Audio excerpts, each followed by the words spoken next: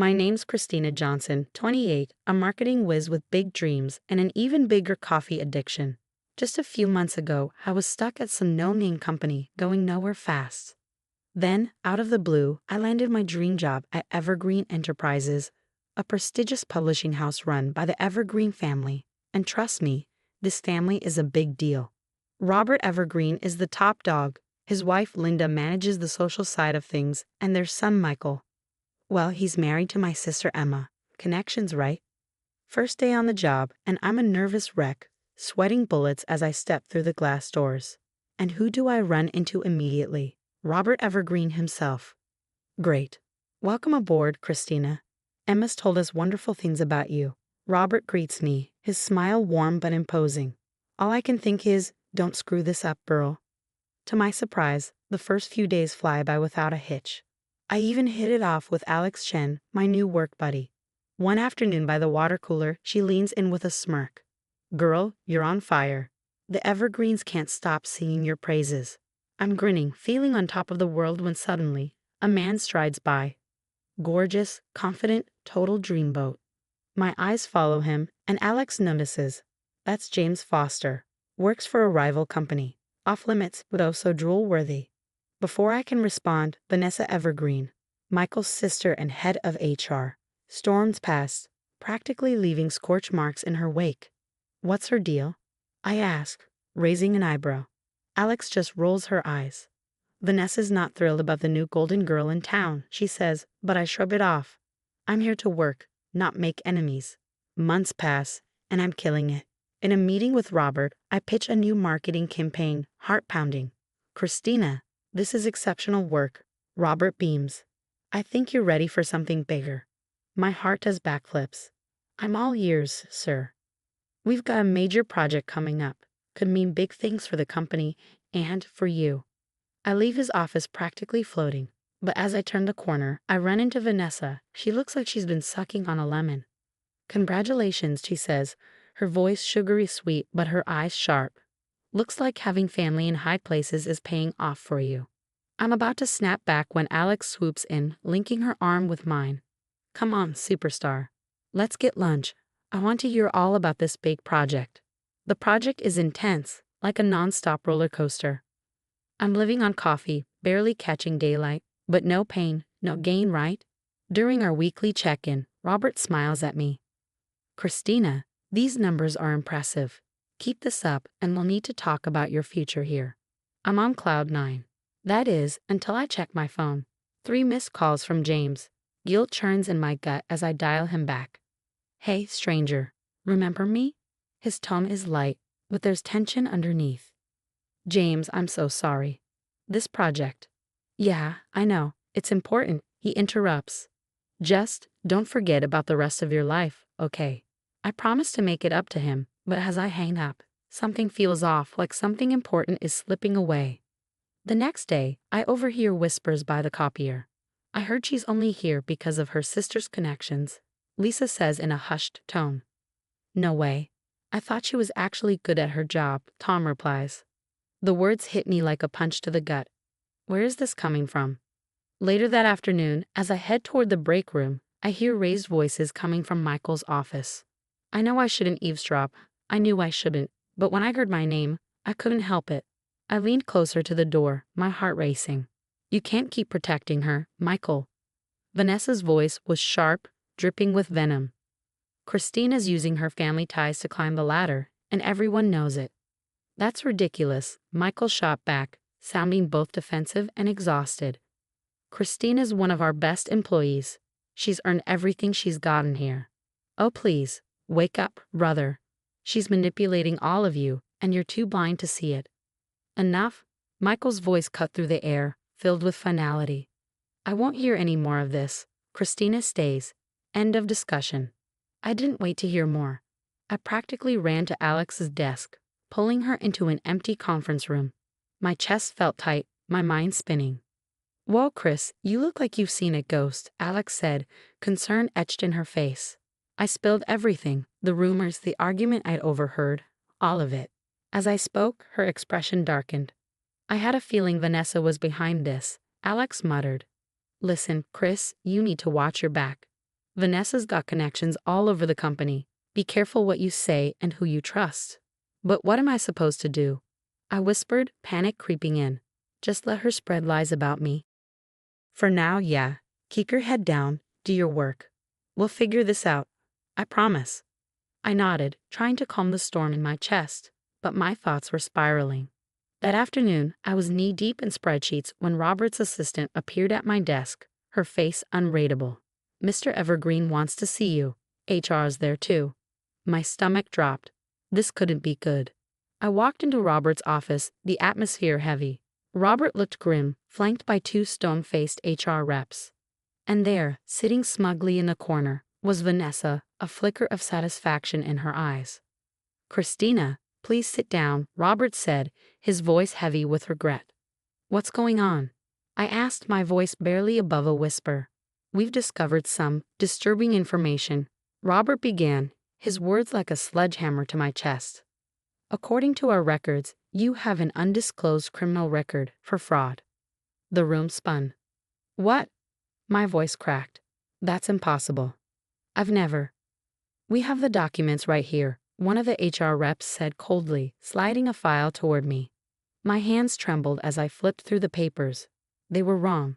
It had to be a mistake. This isn't true. I've never been arrested, let alone convicted of fraud. But my protests fell on deaf ears. Robert's face twisted with a pained expression.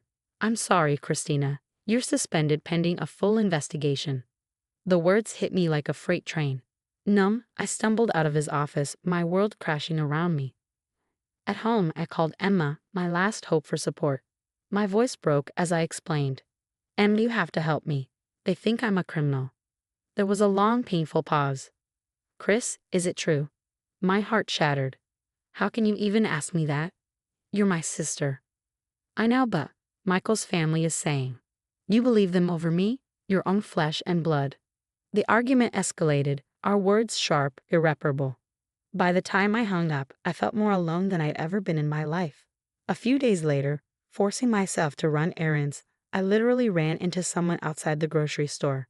"I'm so sorry," I mumbled, not even looking up, until I froze. "Christina?" A familiar voice said. "It's Rachel. Rachel Torres. She used to work at Evergreen." The recognition dawned in her eyes. "Are you okay? You look like hell." I laughed bitterly. "Yeah, that's what being framed and suspended does to a girl." Over coffee, I spilled everything. Rachel listened, her expression growing darker with each word. "Christina, the same thing happened to me," she said quietly, her voice tinged with regret. "One day, there were discrepancies in my work. Accusations of misconduct.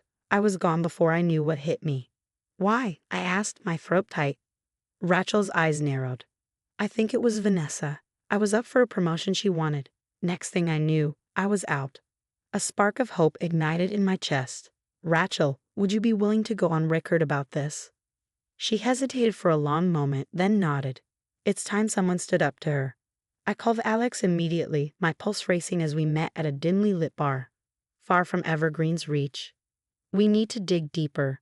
Vanessa's done this before, hasn't she?" Alex said, her eyes gleaming with determination. "If there's a pattern, we'll find it."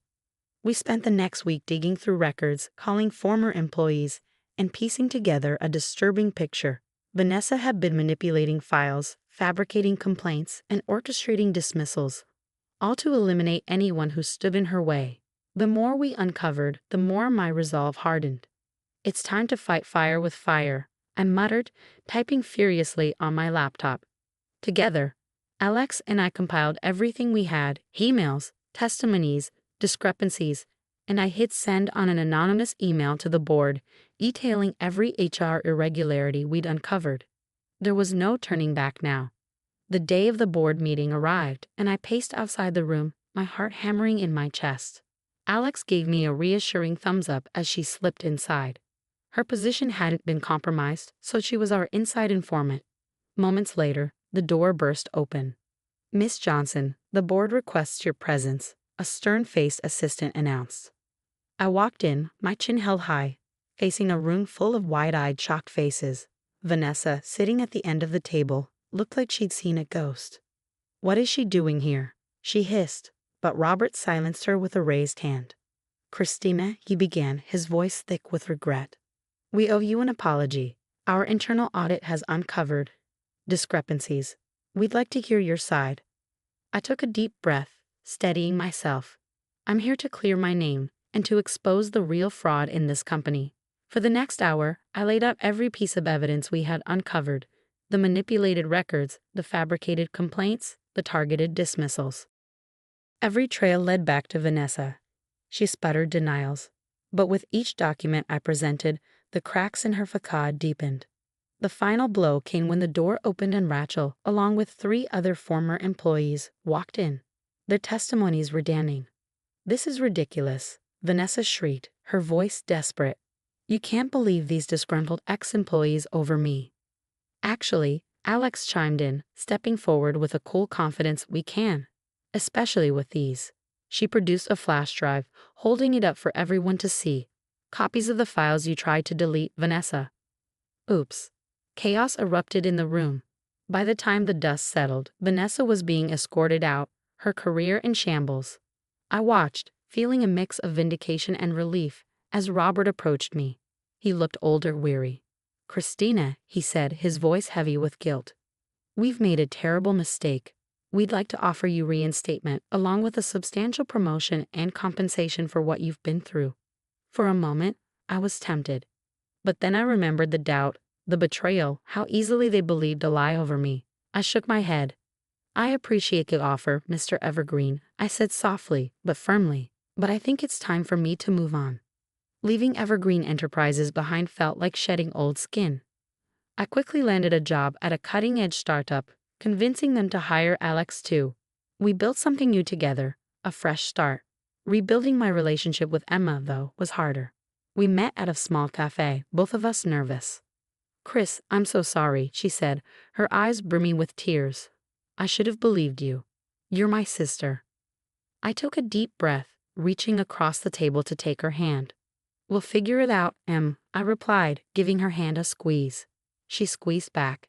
"Michael and I, we're separating." This whole mess made me realize some hard truths about my life. In the weeks that followed, I threw myself into my new role, determined to move forward.